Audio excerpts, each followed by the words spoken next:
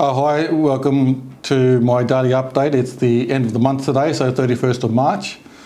Now, before I just talk about the school issues, just an update from what we've heard on the news and the current advice from the Health Department and the government. First of all, reinforcing from yesterday, only 2 people can be together outdoors. So if there's more than 2, it's a $1,300 fine. So can you please make sure that if you're outside, you're only with one other person? That's the first thing. Something that's concerning at the moment is that on the news it's saying that the curve is starting to flatten, or there's been a decrease in the rate of new cases of COVID-19 or the coronavirus.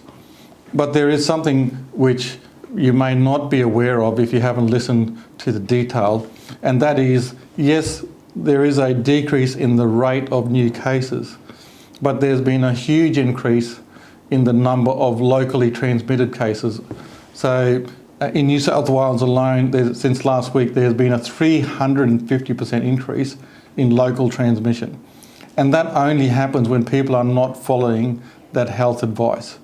So we just need to go back to making sure that there are just 2 people outside. You should only be going outside if you are going to work, if you are needing to go for medical reasons, if you're going to get some food, if it's anything to do with education, or perhaps it may be with your current circumstances, some services such as trying to organise the unemployment benefits, the job seeker allowance at the Centrelink office. So otherwise the advice is to stay at home. Look, folks, we also need to take responsibility for our children. I know you'll say it's easy for you to say because we have pupil-free days, but the extent to which local authorities are going to try and stop children from getting together in groups outside. I've seen now that skate parks are closed, and in some places they've dumped sand in them to stop young people from gathering there. Because again, any time more than 2 people come together, the increased likelihood of spreading that infection rises exponentially. So we really have to go back to the basics of just 2 people outside so that we can minimise that transmission. Because the only way we're going to save jobs and get back on track and get back to some sort of normal life is if we really pretty much lock down and follow the advice and only have 2 people going outside.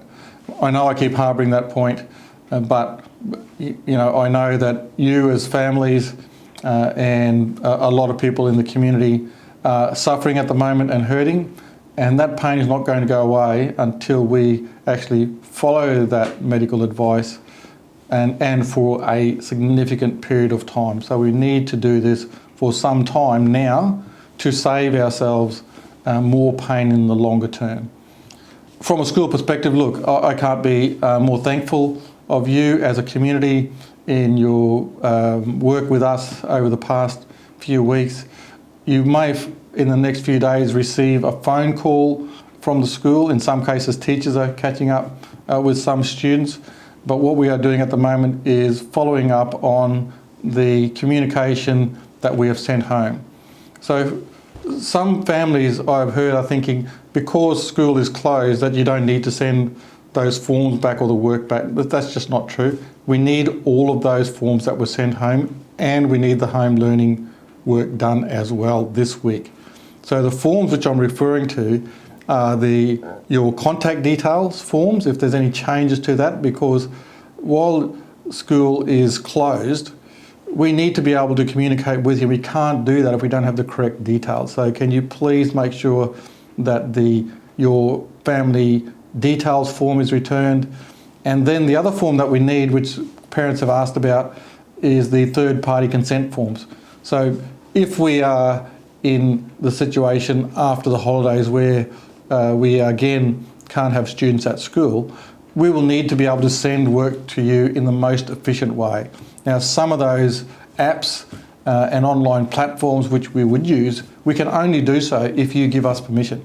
So I really do need you to get those third-party consent forms back to the school.